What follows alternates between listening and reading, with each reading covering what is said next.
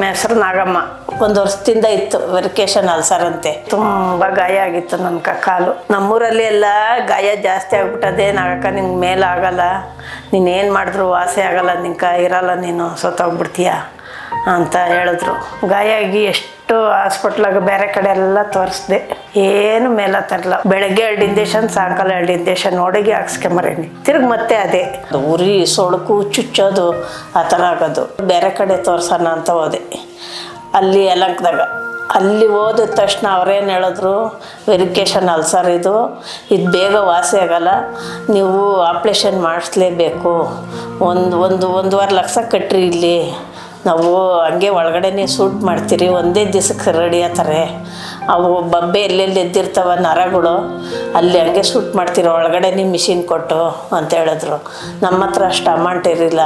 ಆಮೇಲೆ ನಮ್ಮ ಸೊಸೆ ಅಡ್ವರ್ಟೈಸ್ಮೆಂಟ್ ನೋಡ್ತಾಯಿದ್ರು, ಸಂಜೀವಿನಿ ಹೋಮಿಯೋಪತಿಗೆ ಕರ್ಕೊಂಡು ಬಂದು ತೋರಿಸಿದ್ರು.